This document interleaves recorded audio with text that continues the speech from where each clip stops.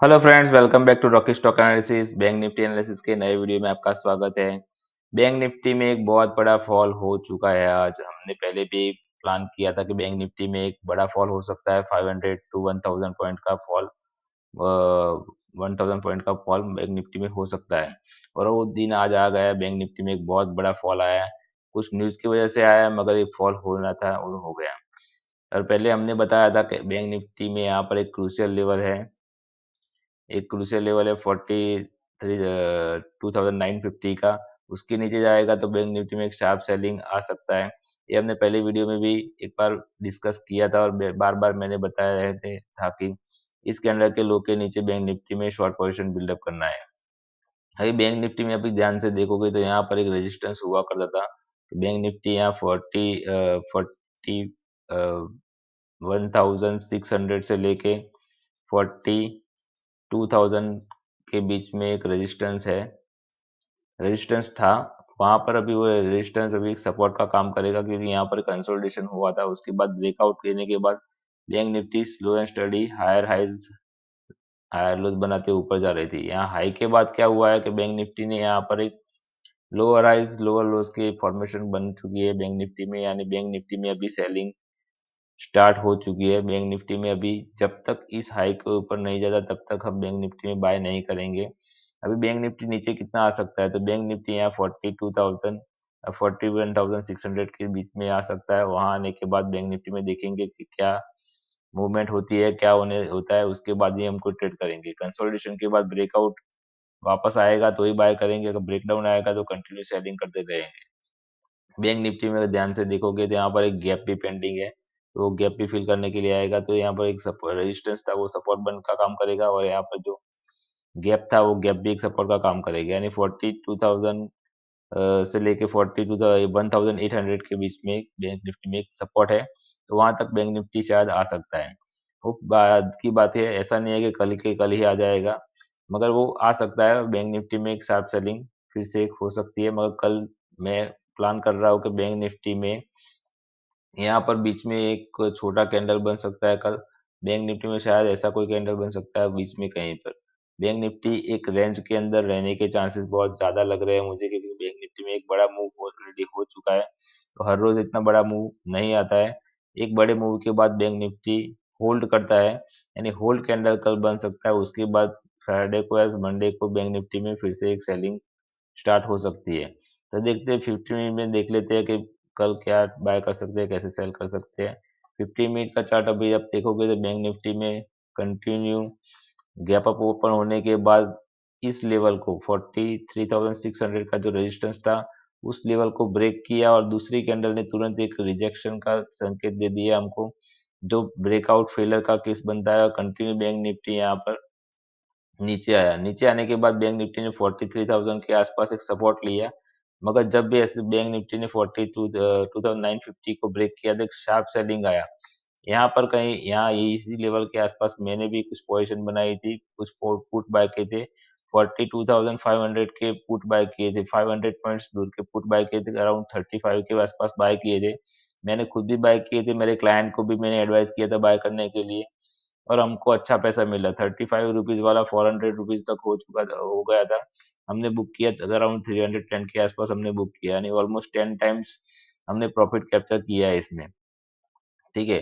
तो ये थी आज की बात। अभी बैंक निफ्टी में कल हम क्या कर सकते हैं। कल के लिए बैंक निफ्टी में अगर आप समझ लीजिए कि बैंक निफ्टी कल फ्लैट ओपन होता है, इस रेंज के आसपास कहीं ओपन होता है और इस स्विंग को ब्रेक करता है। 42,550 को बैंक निफ्टी ब्रेक करता है, तो हम बैंक निफ्टी में सेल कर सकते हैं। हमारा टारगेट रहेगा 42,400 तक का हमारा टारगेट रहेगा। बहुत बड़ा टारगेट नहीं लगाएंगे, क्योंकि ऑलरेडी फॉल हो चुका है। तो शायद हो सकता है बैंक निफ्टी आने के बाद फिर से रिवर्स हो जाए। तो छोटे टारगेट के लिए इसके नीचे हम सेल करेंगे। अगर बैंक निफ्टी एग्जांपल ही यहाँ कहीं गैप अप ओपन हो गया 42,800 या 900 के आसपास ओपन हो गया, तो वेट कीजिए। अगर गैप अप ओपन होने के बाद 43,000 के आसपास बैंक निफ्टी आता है और यहाँ पर कोई एक नेगेटिव कैंडल बनाता है, रेड कैंडल बनती है, तो उस लो के नीचे हम सेल करेंगे। उसके ऊपर हाई का स्टॉप लॉस लगाएंगे और फिर से ये बैंक निफ्टी यहाँ 42,600 के आसपास वापस आ सकती है। तो गैप अप ओपन होने के बाद हम वेट करेंगे 43,000 के आसपास। नेगेटिव कैंडल बनने के बाद फिर से सेल करेंगे। इसके ऊपर जाएगा तो हम बाय करने के लिए इंटरेस्टेड नहीं रहेंगे, क्योंकि यहाँ पर मल्टीपल रेजिस्टेंस है, यहाँ 43,100 और 42,300, ये सारे रेजिस्टेंस है। तो बैंक निफ्टी शायद स्लो एंड स्टडी धीरे धीरे ऊपर जाए। तो इसमें आपको ऑप्शन बाय करने में कोई पैसा ज़्यादा मिलेगा नहीं, क्योंकि कल एक्सपायरी है तो प्रीमियम जल्दी डीके होंगे। तो इसके हिसाब से हमको बाय साइड में कोई पोजीशन नहीं बनानी है, कल हम सेल साइड के लिए पोजीशन बनाएंगे। अगर बैंक निफ्टी यहाँ पर नेगेटिव कैंडल बनाता है तो हम सेल ही करेंगे। अगर एग्जांपल ये बैंक निफ्टी बहुत बड़ा गैप डाउन ओपन हो जाता है, गैप डाउन ओपन होने के बाद क्या करेंगे, तो 42,400 के आसपास बैंक निफ्टी ओपन हो जाता है। तो गैप डाउन ओपन होने के बाद सेल नहीं करना है, क्योंकि ऑलरेडी एक सेलिंग प्रेशर कल आ चुका है आज। तो कल क्या होगा कि यहाँ गैप डाउन ओपन होने के बाद थोड़ा नीचे जाने के बाद वापस बैंक निफ्टी इसी रेंज के आसपास वापस आ सकता है। तो यहाँ पर मेरा इन शॉर्ट एनालिसिस ये है कि 42,400 से लेके बैंक निफ्टी 43,000 के बीच में बैंक निफ्टी कल मूव करना चाहिए, इसी रेंज के अंदर बैंक निफ्टी मूव करना चाहिए। आप कॉन्ट्रा ट्रेड ले सकते हो, यहाँ पर कोई पॉजिटिव कैंडल बनता है, एग्जांपल 42,400 के आसपास कोई पॉजिटिव कैंडल बनता है तो आप बाय कर सकते हो। मगर मैं ऑप्शन बाय करने की एडवाइस नहीं दूंगा, यहाँ पर आपको पुट ऑप्शन सेल कर सकते हो। और यहाँ पर स्टॉप लॉस लगाना स्ट्रिक्ट स्टॉप लॉस रहेगा। देखिए पुट सेल करते हो तो अगर आप, तो पुट सेलिंग में स्टॉप लॉस जरूरी है, क्योंकि जब भी मार्केट गिरता है तो बहुत फास्ट गिरता है, बहुत फास्ट मूवमेंट होती है, ऑप्शंस के प्रीमियम बहुत जल्दी बढ़ जाते हैं। यहाँ पर ग्रीन कैंडल बनता है तो इस लो के नीचे स्टॉप लॉस लगाएंगे, इस हाई के ऊपर हम बाय करेंगे और हमारा टारगेट यहाँ पर होगा। एक फास्ट मूवमेंट होती है तभी हमको पैसा मिला गया। इसमें भी एबी में कोई खास एडवाइस नहीं करता। अगर एबी ट्रेड करते हो आप तो सिंगल क्वांटिटी से या हाफ क्वांटिटी से ट्रेड करना, ज्यादा क्वांटिटी में ट्रेड मत करना। बाय साइड के लिए अभी मार्केट में टाइम है, बाय साइड के लिए मार्केट में ट्रेड नहीं करना है। एक फास्ट मूवमेंट की एक्सपेक्टेशन मुझे बिल्कुल नहीं है।